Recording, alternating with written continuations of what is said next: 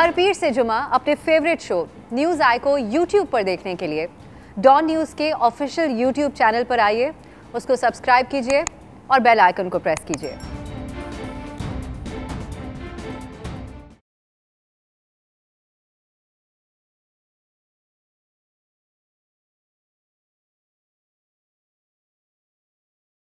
अस्सलामुअलैकुम, मैं हूं अफसा कोमल। खुशामदीद प्रोग्राम में। आज के प्रोग्राम में हम ओवरऑल सियासी मंजरनामे पर बात करेंगे। वो सियासी मंजरनामा जिस पर इन दिनों वज़ीर आज़म इमरान खान के मुल्क की तरक्की करने के बयानात और शहबाज शरीफ के सियासी बयानिए पर बहुत ज़्यादा बहस हो रही है। वज़ीर आज़म ने आज फिर अपनी बात को दोहराया। उन्होंने कहा कि मुल्क मुश्किल वक्त से निकल चुका है, लेकिन साथ ही उन्होंने माफियाज का जिक्र भी कर दिया। वज़ीर आज़म ने यह भी कहा कि खुद को जमहूरी कहने वाले फौज से कह रहे हैं कि हुकूमत गिरा दो। उनका ये इशारा अपोजिशन की तरफ है, जिसके कई रहनुमा आए रोज़ वज़ीर आज़म को सिलेक्टेड कहते रहे। उनका इल्ज़ाम रहा कि वज़ीर आज़म इस्टेब्लिशमेंट के ज़रिए हुकूमत में आए, और कुछ हल्कों ने अब से कुछ दिन पहले ये ख्याल भी जाहिर किया कि शहबाज शरीफ को इमरान खान के मुतबादिल के तौर पर देखा जा रहा है, और उसके ताने बाने मिलाए शहबाज शरीफ साहब की रिहाई, फिर उनके लंदन जाने की कोशिश जिसकी उनको इजाज़त भी मिल गई, और कौमी मुफाहिमत का बयानिया जिसके ऊपर मीडिया पर तो सवालात बयानिए के हवाले से आप देखते ही आए हैं, लेकिन कुछ इस इनसिक्योरिटी का जिक्र भी किया गया था। इस पे भी हम आज के प्रोग्राम में तफसीली तौर पर बात करेंगे।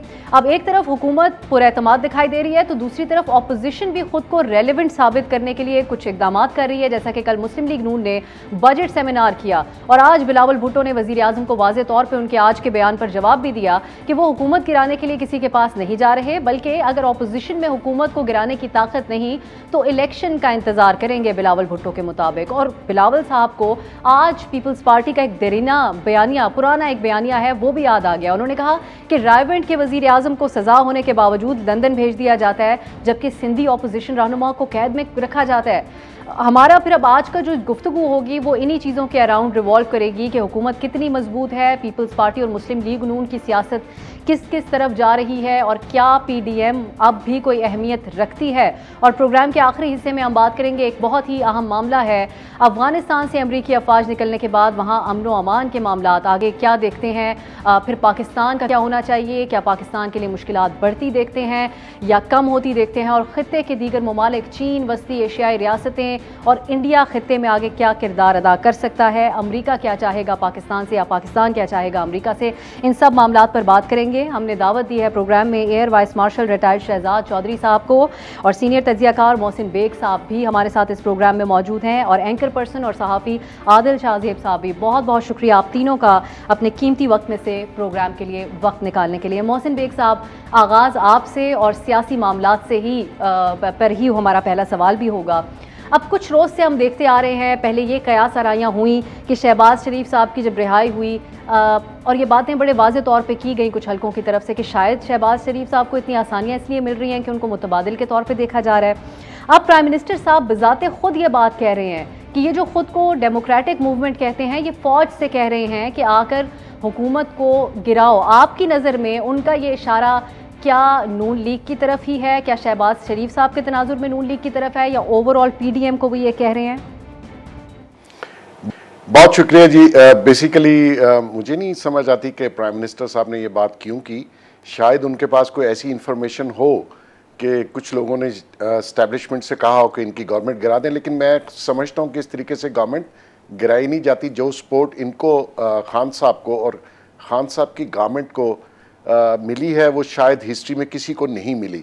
जहाँ तक शहबाज शरीफ साहब का तल्लुक़ है, मैं समझता हूँ कि वो बहुत एज ए अपोजिशन लीडर, उन्होंने तो अपोजिशन उस तरीके से नहीं की थी जेल जाने से पहले, और वो हर जगह पे कॉपरेट भी कर रहे थे। आपने देखा एक्सटेंशन का बिल पास हुआ, फेटअफ का बिल पास हुआ, जो कि मैं समझता हूँ कि उसमें ऐसी कंडीशंस थी जिसपे सब पाकिस्तानियों का एतराज़ होना, लेकिन उन्होंने बिल पास आगे होके करवाया और सबको साथ लेके आए, और वो हर बात मान भी रहे थे, लेकिन उसके बावजूद भी उनको जेल में डाल दिया गया।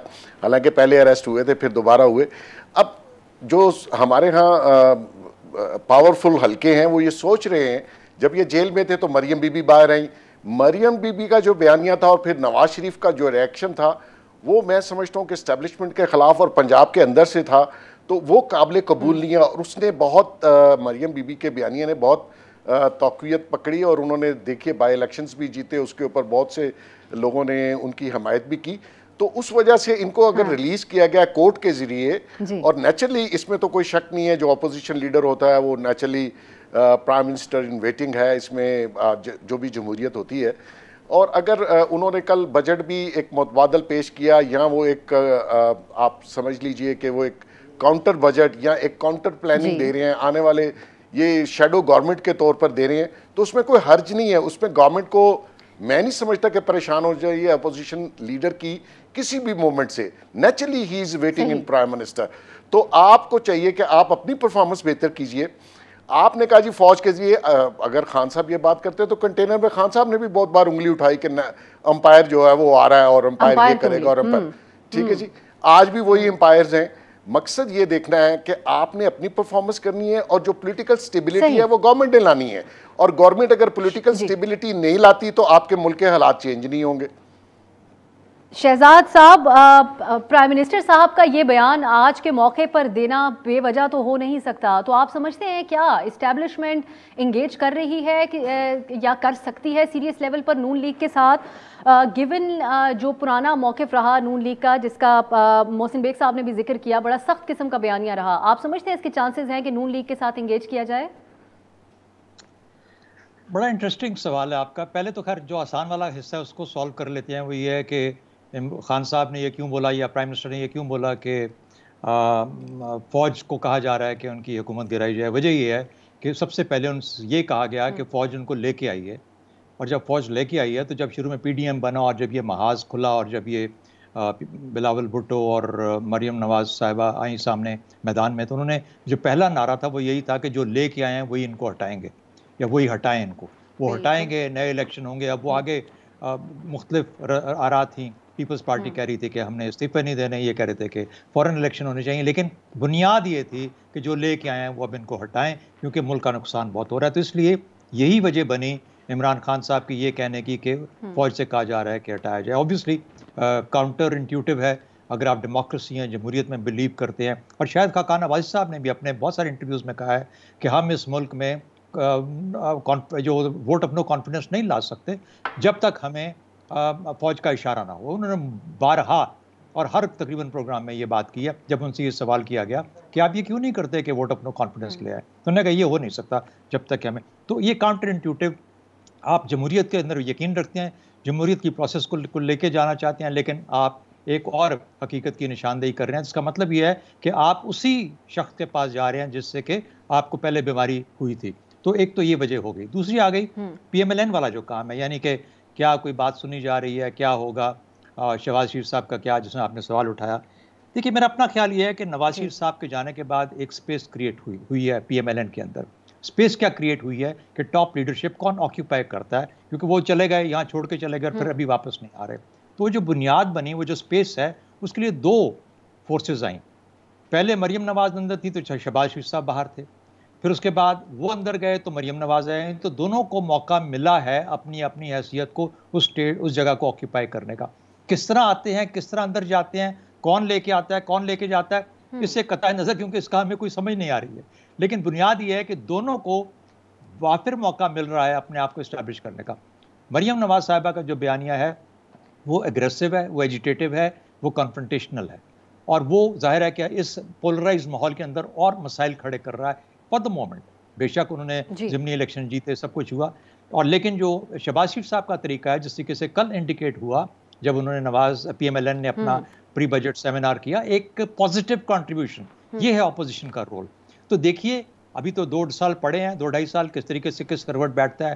नवाज साहब वापस आते हैं, नहीं आते, मरियम नवाज बाहर जाती हैं, नहीं जाती, शहबाज शरीफ साहब अगर बाहर जाते हैं वापस आते हैं कि नहीं आते। ये तमाम चीज़ें डिसाइड करेंगी कि PMLN का क्या मुस्तकबिल होगा, उससे डिटरमिन होगी कि आगे की सियासत 2023 वाली किस जगह बैठेगी जाके। बिल्कुल आदिल, अब आप बताइए कि नून लीग के लिए इटसेल्फ ये उनका एक ये 1 पॉइंट एजेंडा रहा, वोट को इज्जत दो का नारा, और फिर उन्होंने सिविल सुप्रीमेसी की बात की नवाज शरीफ साहब ने, साबिक वज़ीर आज़म ने, और मरीम नवाज़ ने भी। अब ये इल्ज़ाम लगना प्राइम मिनिस्टर साहब की तरफ से कि ये खुद को जमहूरी कहते हैं लेकिन ये हुकूमत से मदद मांग रहे हैं, ये कितना डैमेजिंग है उस नैरेटिव के लिए? क्योंकि कुछ दिन पहले तक एक मीडिया इत्तलात ये भी थी कि मरियम नवाज़ ये कह रही हैं कि जो हमारा मुज़ाहमत का बयानिया था उसकी वजह से हमें ज़िमनी इंतखाबात में भी लोगों ने पसंद किया, अवाम ने भी बड़ा अच्छा उसको सराहा।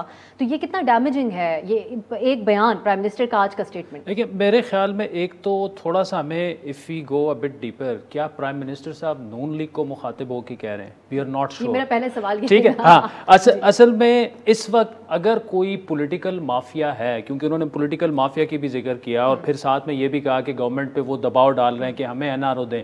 इस वक्त कौन सा पॉलिटिकल माफिया है जो कि खान साहब से एनआरओ मांग रहा है या पंजाब हुकूमत गिरा देगा या बजट मुस्तरद करवा देगा? उसका नाम है जहांगीर तरीन। ना नवाज शरीफ तरीके अदम एतमाद ला रहे हैं, ना कौमी असम्बली में लाएंगे, मूवमेंट तो वो नहीं चला रहे ना जहांगीर। लेकिन प्राइम मिनिस्टर साहब को आखिर में डिस्क्लेमर थोड़ा बहुत तो लगाना पड़ता है ना, क्योंकि देखिए नून लीग इस वक्त बिल्कुल हमें नज़र आ रहा है बयानिए पे शुरू से बटी हुई है।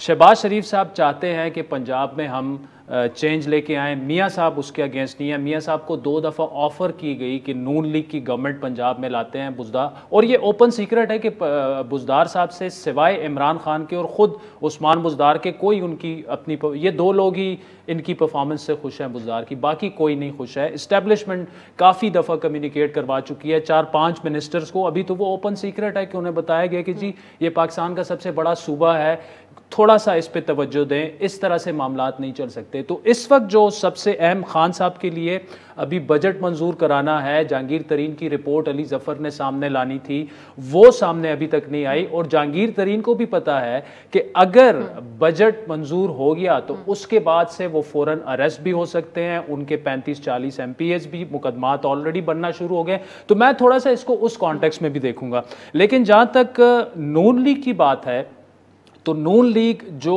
मज़ामती बयानिए वाले लोग हैं, मरियम नवाज शरीफ की क़यादत में जो इस वक्त या शायद खाकान है या उनकी सेकंड टियर लीडरशिप है, वो कभी भी इस्टेब्लिशमेंट को ये नहीं कहेंगे कि आप इमरान खान को गिराएं। उसकी वजह यह है कि इस्टेब्लिशमेंट कैसे गिराएगी? या तो आप मार्शल लॉ लगाएंगे ना, या तरीके अदम एतमाद होगी, पंजाब में होगी, यहाँ पे होगी। अब वो चीज़ जो है ना वो इस्टेब्लिशमेंट करेगी ना इस्टेब्लिशमेंट इस लेकिन शहबाज शरीफ साहब के बयानिया अगर हावी आ जाता है, अगर हावी आ जाता है, फिर पंजाब में बजट भी ये मुस्तरद करवा सकते हैं और पंजाब में फिर तरीके अदम एतमाद भी आ सकती है। क्योंकि पंजाब में देखिए जहांगीर तरीन का ग्रुप तैयार बैठा हुआ है, PMLN है, पीपल्स पार्टी है, और अगर इस वक्त इस्टेब्लिशमेंट अगर इंटरफेयर ना करे, ये नहीं कि इस्टेब्लिशमेंट मुदाखलत करके बुज़दार को हटवाए तरीके अदम एतमाद, अगर वो ये डिसाइड करें कि we are not party to it, तो मेरे ख्याल में बुज़दार साहब एक दिन भी नहीं रहेंगे। अच्छा, अब हम एक ब्रेक की तरफ जाते हैं। और आदिल साहब जो बात कर रहे हैं कि जब वो सियासी माफियाज की प्राइम मिनिस्टर साहब बात कर में जहांगीर खान तरीन ग्रुप भी आता है। अब हम तो ये समझ रहे थे कि वक्ती तौर पे ये वाला मसला हुकूमत के लिए टल चुका है, क्योंकि जहांगीर तरीन साहब का जो ग्रुप है उन्होंने कहा कि बजट हम पास होने देंगे, हम हिस्सा हैं PTI का। जानने की कोशिश करेंगे एक ब्रेक के बाद।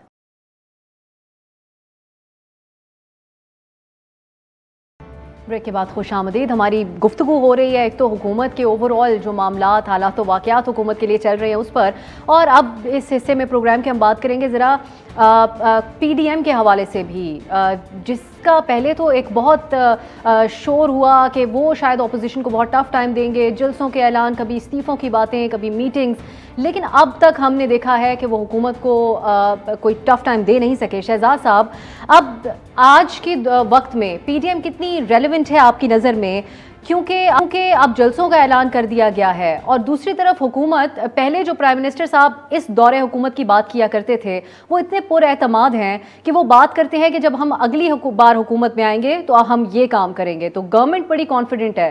आप समझते हैं कि PDM अभी भी कोई अहमियत या रेलेवेंस रखती है कि वो हुकूमत को टफ टाइम दे सके? देखिए, पॉलिटिकल लैंडस्केप जो है ना पाकिस्तान का इस वक्त, मुझे कहने दीजिए कि 2-3 हिस्सों में बटा हुआ है। एक है बिलावल भुट्टो साहब या पाकिस्तान पीपल्स पार्टी का अपना जो एरिया है वो तो है, सिंध है उनका एरिया, वो उसके बाद बाहर निकल के गिलगित बल्तिस्तान में उन्होंने कोशिश की, लेकिन कुछ बहुत बड़ी कामयाबी नहीं हो सकी।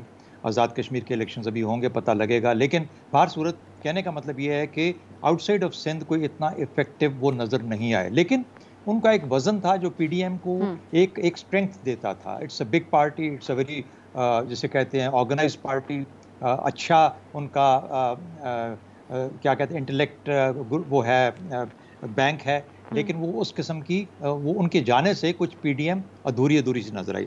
दूसरा ग्रुप बड़े इंटरेस्टिंगली मरियम नवाज साहिबा का है।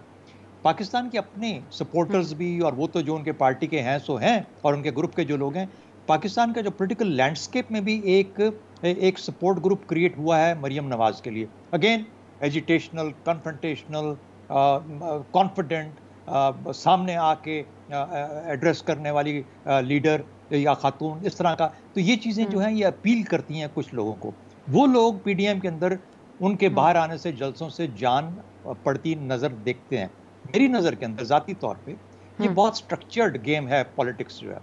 ये सिर्फ और सिर्फ एक शख्सी बुनियाद पे नहीं चल पाएगी, और ख़ास तौर पे जबकि आपने आपके अंदर ही आपके पैरेलल आपको कंटेस्ट करने वाले लोग बैठे हैं। शहबाज शरीफ साहब की बात कर रहा हूँ।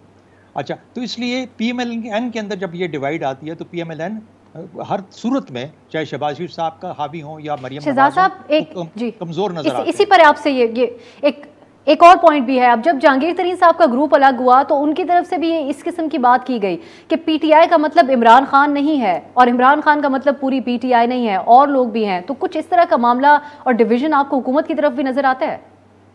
हुकूमत तो देखिए ना, अपनी नाकामियों की वजह से, अपनी कमजोरियों की वजह से वो तो ऑलरेडी आप समझिए कि कमजोर नजर आ रही है ना। इसका वापस आ जाना हुकूमत का अगले इलेक्शन में तो एक बहुत बड़ा टर्न अराउंड होगा ना इस हुकूमत के लिए। अगले 2 साल में परफॉर्मेंस अगर किसी तरीके से इनकी एक मिरेकुलस तरीके से बेहतर हो जाती है तो you think it is going to be actually a miracle जो कि आएगा। तो अब सवाल ये पैदा होता है कि जब इतनी ओपन, इतनी कट एंड ड्राइड कोई चीज नजर नहीं है, तो इसका मतलब है कि जो पॉलिटिकल स्पेस है खुल गई बहुत ज्यादा। तो मैं पीडीएम के अंदर मरियम नवाज साहिबा के जलसों से या फजलुर रहमान साहब के जलसों से को बहुत बड़ी कामयाबी होते नहीं देखता, जब तक उसके पीछे structural support, political support, organize support ना हो जो कि पार्टीज की होती है, और उसका मदारस पे होगा कि पार्टी का कंट्रोल किसके पास जाता है। जी मोहसिन साहब, अब ये जो हुकूमत है और जिस पोजीशन में हुकूमत इस वक्त है, उसके मुकाबले में आप पीपल्स पार्टी और नून लीग को ख़ास तौर पे इंडिविजुअली सियासत करते हुए उनकी सियासत आप समझते हैं कि अहमियत की हामिल हो सकती है, या फिर साथ मिलकर? क्योंकि साथ मिलकर का तो ड्रॉप सीन हम देख चुके हैं, माइनस पीपल्स पार्टी और एएनपी की शक्ल में, और अब बयानात भी जो उसके बाद आ रहे हैं वो इस बात को काफ़ी और हाईलाइट करते हैं कि नून लीग और पीपल्स पार्टी के जो इख्तलाफात हैं वो दहाइयों पर मुहित हैं, वो एक साथ दोनों जमातें शायद नहीं चल सकती। बहुत शुक्रिया जी। बेसिकली अगर आप थोड़ा सा पॉलिटिकल लैंडस्केप पाकिस्तान में चेक करें तो पीपल्स पार्टी क्योंकि सिंध में बड़ी स्ट्रॉन्ग है, उन्होंने विदाउट एनी परफॉर्मेंस, लेकिन वहाँ पे उनको कोई चैलेंज करने वाला उस तरीके से नहीं है, और वो बार बार इलेक्शन भी जीतते हैं और बाय इलेक्शन भी जीत जाते हैं। अब इसी तरह नून लीग जो है वो पंजाब में, पीपल्स पार्टी पंजाब में एग्जिस्ट नहीं करती, और जिस तरीके से नून लीग ने कम बैक किया और उनके वोट बैंक के इजाफा हुआ इन लास्ट 3 इयर्स, पंजाब गो के पीटीआई ने जीत लिया, लेकिन उसके बाद जिन लोगों के हाथ में पंजाब की गवर्नेंस दी गई उस वजह से बहुत डैमेज हुआ पीटीआई को, और नून लीग ने अपना वोट बैंक बढ़ाया। तो देखना यह है कि आने वाले इलेक्शंस में खान साहब खाली केपीके के सर के ऊपर फेडरल गवर्नमेंट नहीं बना सकेंगे, और सिंध और पंजाब मेन ये जो 2 प्रोविंस हैं, इसमें दोनों लोगों की जो गवर्नमेंट है या दोनों लोगों को जो पॉलिटिक्स में हिस्सा है वो आप कैसे डिवाइड कर पाएंगे, मेरी समझ से बाहर है। और ये चैलेंज करना कि जी नेक्स्ट गवर्नमेंट भी हम बनाएंगे, उसका सिर्फ एक खान साहब के जहन में होगा, ओवरसीज़ पाकिस्तानीज़ का वोट लिया जाए, जो कि मैं समझता हूँ आने वाले दिनों में इस इलेक्शन में शायद पॉसिबल ना हो। तो बात इस तरीके से है कि ये अगर पार्लियामेंट के अंदर, अगर ये पार्लियामेंट से बाहर दोनों डिवाइड हैं, नून भी और पीपल्स पार्टी भी, अगर शहबाज शरीफ साहब इनको पार्लियामेंट के अंदर अपोजिशन इकट्ठी करने में कामयाब हो जाते हैं, एक जॉइंट किस्म की प्लानिंग करते हैं और हुकूमत को चैलेंज भी करते हैं, तो वो मेरे ख्याल में आने वाले दिनों में शायद नज़र आए, क्योंकि दोनों का मौक़िफ़ एक ही है। और जहाँ तक हुकूमत गिराने की बात खान साहब करते हैं, कोई भी पॉलिटिकल आदमी जिसके जहन में थोड़ी सी भी पॉलिटिक्स की समझ हो, इस वक्त गवर्नमेंट गिराने का कोई जवाज़ ही नहीं बनता, क्योंकि अभी आपके पास लास्ट ईयर है, आपने इलेक्शन ईयर में अगले साल चले जाना है, और गवर्नमेंट की जो परफॉर्मेंस है वो सबके सामने है। अभी जो फिगर्स, बजट, मैं समझता हूँ उसमें थोड़ी सी गलत बयानी की जा रही है और थोड़ा सा बढ़ा चढ़ाकर बताया जा रहा है, लेकिन ग्राउंड रियलिटी से वो मैच नहीं करती नंबर्स जो ये गवर्नमेंट हमें बता रही है। तो मैं समझता हूँ कि आने वाले दिनों में खान साहब की गवर्नमेंट को कोई इशू नहीं होगा, और ना ही किसी को मेरे ख्याल में फिक्र करनी चाहिए कि टॉपल की जाए गवर्नमेंट इस वक्त। हाँ, अगर जहाँ तक बजट के अंदर थोड़ा सा टफ टाइम मिलना है, वो आपने भी सुना होगा, मैं तो बचपन से सुन रहा हूँ कि जी गरीब आवाम का बजट नहीं है और ये हर वो, और ऐसा ही होता है हमेशा से। लेकिन गवर्नमेंट को कोई फिक्र नहीं होनी चाहिए कि वो टॉपल हो जाएगी, गिर जाएगी। आप काम कीजिए, आप परफॉर्म कीजिए, आप अगर आप झूठ ना बोलें और नंबर्स और फिगर्स बेहतर कर लें, और मैं तो दिल से दुआ करता हूँ कि जो नंबर्स ये बता रहे हैं अल्लाह करे ऐसा ही हो, लेकिन ऐसा ग्राउंड पे ऐसा नहीं है। जो इन्फ्लेशन है, जो नंबर्स ग्रोथ के ये बता रहे हैं, जो डेवलपमेंट फंड, आप देखिए 650 बिलियन का बजट था डेवलपमेंट फंड, उसमें 264 सिर्फ खर्च किए हैं, तो ग्रोथ कहाँ से आएगी? बिल्कुल बिल्कुल जी। तो उस सूरत में मेरा भी ख्याल को वरीड की बात जी। और जो बात आप कह रहे हैं कि उनके अंदर आप समझते हैं अभी भी टफ टाइम दे सकते हैं। बिलावल भुट्टो ने आज शहबाज शरीफ साहब को दावत भी दी। उन्होंने कहा कि शहबाज शरीफ साहब लीड करें पार्लियामान के अंदर, हुकूमत को बजट पास नहीं करने देंगे, पीपल्स पार्टी शामिल होगी आप लोगों के साथ। एक ब्रेक की तरफ जाते हैं, वापस आके इसी मामले को आगे बढ़ाएंगे। ब्रेक के बाद खुशामदीद। अब हम एक तो क्विकली मैं आदिल आपसे जो हमारी डिस्कशन चल रही थी उसके ऊपर पूछना चाहूँगी। मौलाना फजलुर रहमान साहब वो क्या चाह रहे हैं? एक तरफ वो कहते हैं कि पीपल्स पार्टी के लिए दरवाजे हमारे बंद नहीं हुए, लेकिन साथ ही उन्होंने जो कल बयान दिया, उन्होंने कहा कि पीपल्स पार्टी जो है वो PTI की ब्रैकेट बन गई है। और आज बिलावल साहब ने भी जवाब दिया, उन्होंने कहा कि अवाम के मसाइल हमारी अना ईगो से ज़्यादा अहम है, इसलिए शहबाज साहब ने जब बुलाया पार्लिमानी लीडर्स को हम गए, लेकिन नून लीग के कुछ ओहदेदारान ने हमारी एफर्ट्स को इंसल्ट किया अपने बयानात के जरिए। मौलाना साहब पीपल्स पार्टी के हवाले से क्या सोच रहे हैं? देखिए, मौलाना साहब का मैं बड़ा आपको इंटरेस्टिंग जवाब दूंगा। इस मुल्क में अगर किसी ने हकीकी अपोजिशन की है ना शुरू दिन से इस गवर्नमेंट की, वो मौलाना साहब ने की। और उसकी एक बड़ी वजह यह भी थी कि KP उनका एक होम ग्राउंड, उसमें इमरान खान साहब जिस तरह 2013 में आए, फिर 2018 में आए, तो उनको एक बड़ा गिला ये था कि यार आपने ये सब कुछ मुझसे छीन के इमरान खान को दे दिया। लेकिन उसके बाद सबसे पहले मार्च किसने किया? मौलाना फजलुर रहमान इस्लामाबाद पहुँचे, उसमें भी उनका गिला ये था कि नून लीग ने उन्हें डिच कर दिया है और पीपल्स पार्टी ने डिच कर दिया, और फिर कुछ उनसे वादे वगैरह हुए, परवेज इलाही साहब का जिक्र हुआ, वो फिर वापस चले गए। इस दफ़ा भी PDM अगर बनी है तो उसमें ड्राइविंग फोर्स जो थे वो मौलाना साहब थे, और वो समझते थे कि नून लीग भी असल ओपोजिशन कर रही है और पीपल्स पार्टी भी असल ओपोजिशन कर रही है। और ये मौलाना साहब से खुद बजाते खुद मैंने कई बार पूछा तो वो इस पे कन्विंस थे। मैंने कहा ऐसे तो नहीं होगा कि फिर आप कहें नहीं जी पीपल्स पार्टी इधर निकल गई, नून लीग इधर। कहते नहीं, इस दफ़ा जो है वो दोनों बड़े सीरियस लग रहे। लेकिन इस वक्त अगर आप मौलाना साहब से पूछें तो वो जाहिर बात है यही कहेंगे कि नहीं जी पीपल्स पार्टी भी सीरियस नहीं थी और नून लीग से उनके ताल्लुकात जो हैं थोड़े बहुत। तो इस वक्त मौलाना साहब जो हैं वो ओपोजिशन को एंजॉय कर रहे हैं। उन्होंने ये इस्टेब्लिश भी कर लिया है कि हकीकी ओपोजिशन सिर्फ JUI ने की है, लेकिन साथ में उनके रिलेशन जरदारी साहब से भी ठीक है, बैक वक्त नवाज शरीफ से भी ठीक है, और शहबाज शरीफ साहब भी उनके पास जा रहे हैं। तो आखिर में अगर कोई डिसीजन आएगा वो मौलाना साहब ने लेना है। और मौलाना साहब भी मेरे ख्याल है अभी तो वो भी कन्विंस हो गए हैं कि अगले 1.5-2 साल में जो भी होना है इंतखाबात में ही होगा, उससे पहले इन तमाम जमातों का आपस में बैठना, तरीके अदम एतमाद लाना, वो तकरीबन नामुमकिन है। लेकिन फिर जब मौलाना साहब कहते हैं कि इस्तीफों के ऑप्शन पर अभी भी कायम हूं, तो ये फिर आपके जो तज्जिया है उसको सुनते हुए बयानात की हद तक की बात ही नजर आता है जिस किस्म की वो बातें कर रहे हैं। मौलाना साहब अगर इस्तीफों का कहें तो उनके पास कितने MNAs हैं? देखिए इस्तीफे तो इस वक्त नून लीग भी देने की पोजीशन में नहीं है। पीपल्स पार्टी शुरू से कह रही थी आप इस्तीफे ना दें, अदम एतमाद लेके आएँ और हम कुछ कर सकते हैं, पंजाब में टॉपल कर लें। ये इस्तीफों वाली बात चाहे वो मौलाना साहब करें, नवाज शरीफ साहब करें, जरदारी साहब करें, नॉन सीरियस है। ठीक है, अब हम दूसरे हमारा जो एक बड़ा अहम टॉपिक है जिस पे हम बात करना चाह रहे हैं, अफगानिस्तान से अमरीकी अफवाज का इनखला होगा, उसके बाद फिर पाकिस्तान की किन बातों को मद्देनजर रखना होगा पाकिस्तान को, और आगे क्या खित्ते के अंदर सिचुएशन बन सकती है। इस हवाले से आदिल आपने भी कल एक बड़ा इंपॉर्टेंट इंटरव्यू किया national security adviser doctor Moeed Yusuf का, उसमें उन्होंने बहुत सारी बातें की हैं जिसको हम शामिल उसको भी करेंगे। पहले मोहसिन बेग साहब, मोईद यूसुफ साहब ने कल कहा है कि अफ़गानिस्तान की इकॉनमी नहीं चल सकती जब बैरूनी उनको मदद की दरकार होगी, लेकिन रीजनल कनेक्टिविटी पाकिस्तान ही दे सकता है। लेकिन साथ ही वो ये भी वाजे कर रहे हैं कि अमेरिका का इस वक्त जो उनकी बड़ी अहम मुलाकातें भी हुई वहाँ पर, फोकस है वो शिफ्ट हो चुका है और अब ऑब्सेशन है चीन के साथ, और भारत को भी खत्ते की सूरत हाल में अमेरिका ज़्यादा इंपॉर्टेंस दे रहा है।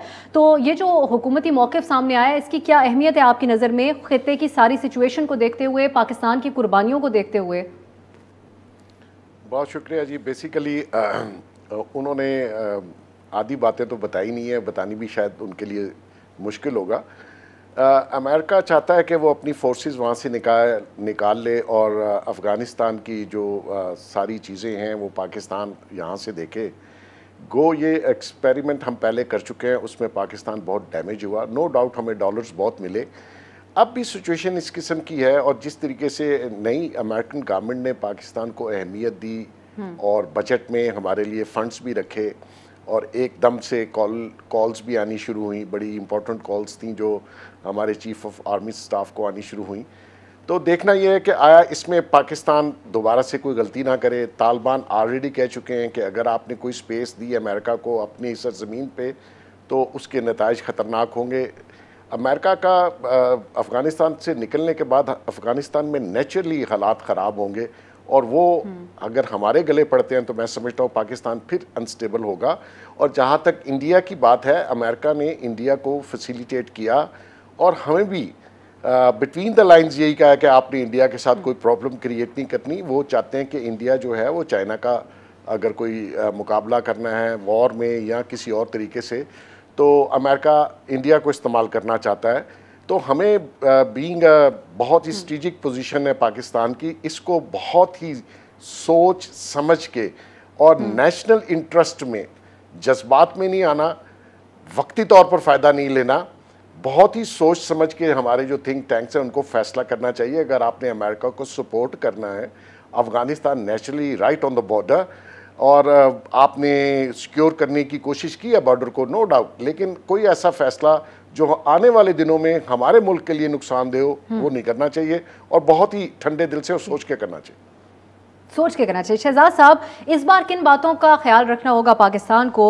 अब एक नई बात यह हुई है कि मोहिद यूसुफ साहब के मुताबिक पाकिस्तान की तरजीहात को वो कह रहे हैं हमने वाजे कर दिया है अमेरिका के सामने। उनको कहा है कि इस बार दो तरफा होंगे ताल्लुकात और ये नहीं होगा सवाल कि अमेरिका क्या चाहता है, बल्कि इस बार ये होगा कि पाकिस्तान क्या चाहता है, पाकिस्तान क्या हासिल कर सकता है अमेरिका से। इन सब चीज़ों को देखते हुए इस बार जो पाकिस्तान की पॉलिसी अभी तक नज़र आ रही है उसको आप कैसे देखते हैं? देखिए, अमेरिका जब जा रहा था तो उस वक्त यहाँ पे फोर्सेस बिल्डअप करने की स्टेज थी उसकी, यानी उसने लाख सवा लाख फौजी अंदर डालना था, नेटो के उसके अलावा थे, उसको बेसिस चाहिए थे जहाँ पर वो फोर्स बिल्डअप करता, फिर उसको इंसर्ट करता। ये है इंसर्शन, जब आपने अंदर जाके ऑक्यूपाई करना है। अफगानिस्तान को 20 साल उसने ऑक्यूपाई किया, लाख सवा लाख तक फौज ले गए, अब आ गए वापस 2500 के ऊपर और निकाल रहे हैं 300 C-17 सॉर्टीज़, C-130 नहीं C-17 सॉर्टीज़ अभी तक वो फ्लाई आउट कर चुका है फ्रॉम अफगानिस्तान। 300 सॉर्टीज़ लेके अपना सामान, अपने लोग वहाँ से जा चुका है। तो जब वो जा रहे होते हैं और 2500 लोग रह जाते हैं, तो पाकिस्तान में अगर वो बैठ के उनको मॉनिटर करना चाहते हैं तो किससे करेंगे और किस तरीके से करेंगे और क्यों करेंगे? यानी अगर आप मॉनिटर ही करना है तो फिर अफगानिस्तान से बेहतर क्या जगह थी, बैठ के उधर ही बैठे रहते, मॉनिटर कर लेते, वहाँ बैठ के कंट्रोल करते। मॉनिटर क्या करना था, कंट्रोल कर लेते, छोड़ना क्यों था इसको? तो ये जो स्टेजेस ऑफ ऑपरेशन है, स्टेजेस ऑफ वॉर है, उसको हमें हमेशा मद्देनजर रखना चाहिए, ये एज्यूम करते हुए कि उस वक्त उनकी रिक्वायरमेंट क्या है। उनकी रिक्वायरमेंट बेसिस नहीं है, उन्होंने बेसिस ना मांगे हैं, ना उनको चाहिए, ना कोई ऑपरेशनल टैक्टिकल स्ट्रेटेजिक रीज़न बनती है। अगर कोई उनको नज़र रखनी है, मिसाल के तौर पे 1998 में जब उन्होंने कोई किसी किस्म का मुआहदा नहीं था तो इधर गल्फ से उठा के मिसाइल मार दिए थे 200 जलालाबाद पे, और ज़िन्नी साहब बैठे थे चीफ ऑफ आर्मी स्टाफ के पास सिर्फ ये बताने के लिए कि घबराइए नहीं, इस वक्त आपकी फ़ज़ा में से 200 मिसाइल जा रहा है जलालाबाद की तरफ। तो वो जो कुछ करना चाहते हैं वो कर सकते हैं, उनके पास बहुत सारे तरीके हैं करने के लिए, उनको हमारे बेसिस की ज़रूरत नहीं है। पहली बात तो ये। दूसरी, आपका सवाल ये था कि क्या करना चाहिए हमें, क्या हमारे लिए वरिसम क्या है। देखिए, जहाँ पर अमरीकी अफवाज छोड़ के जा रही हैं वहाँ पे क्या स्टोरी अफगानिस्तान में बन रही है कि टेरर ग्रुप्स, तालिबान, उन लोगों ने काबू कर लिया, हमारे ऊपर हमले ज़्यादा शुरू हो गए, क्योंकि वो जो एक विड्रॉ कर रहे हैं अफगान नेशनल सिक्योरिटी फोर्सेस वो काबुल को बचाएंगे, अफगान नेशनल सिक्योरिटी फोर्सेस तो बच जाएंगी, अमेरिकी छोड़ के जा रहे हैं। तो स्पेस क्रिएट हो रही है वहाँ पर। ये जो टेरर ग्रुप्स हैं और ये जो बाकी मलिशियाज हैं, इन्होंने वहाँ काबू करना शुरू कर दिया, इसलिए आपको अपने ऊपर बहुत ज़्यादा बोझ नज़र आ रहा है। तो आपको ये करना ही है जो आप कर रहे हैं, और ज़्यादा शद्दोमत के साथ करना चाहिए। अपनी सरहदों को कंट्रोल करें।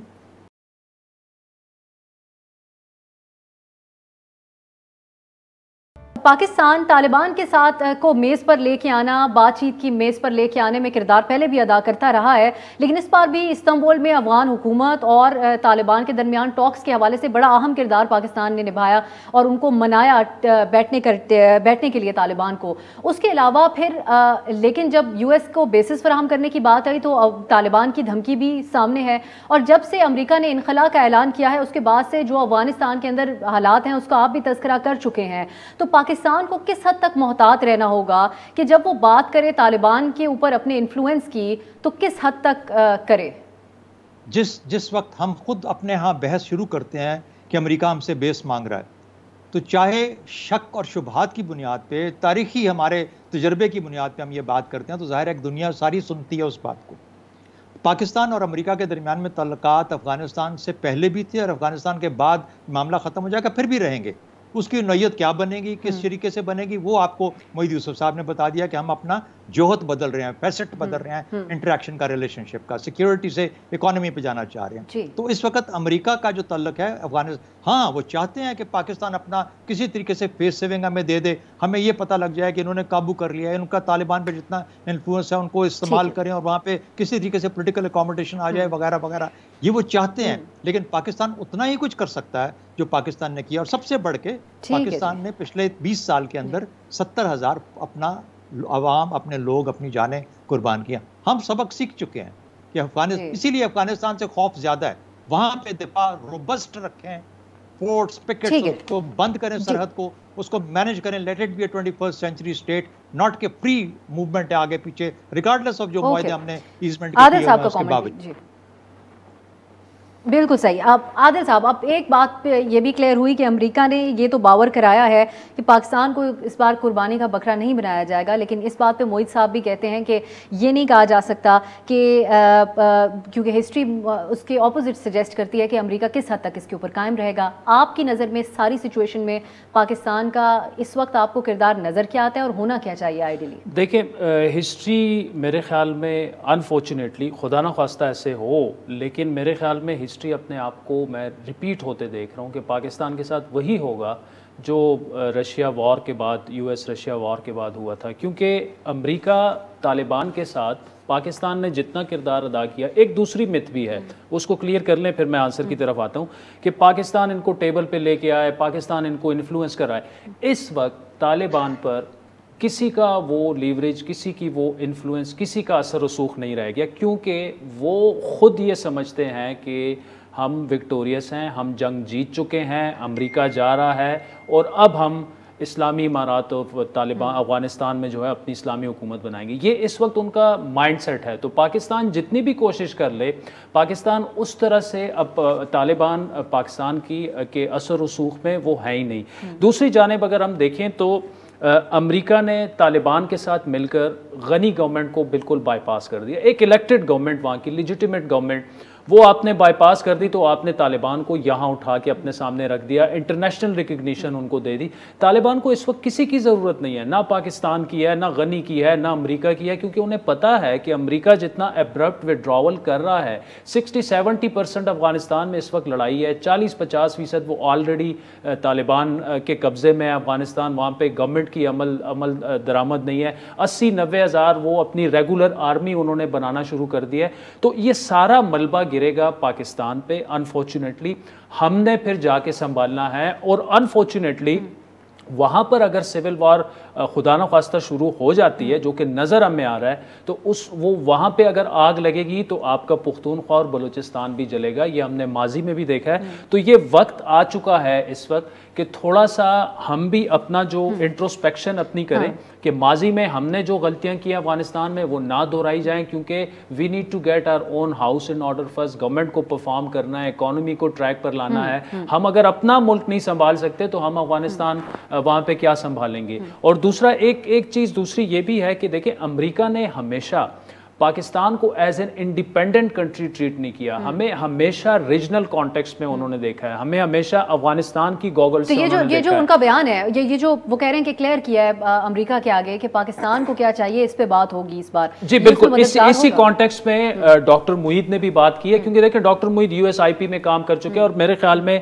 ही is the best man right now to deal with all of this, और वो बड़ी अच्छी तरीके से वो काम भी कर रहे हैं।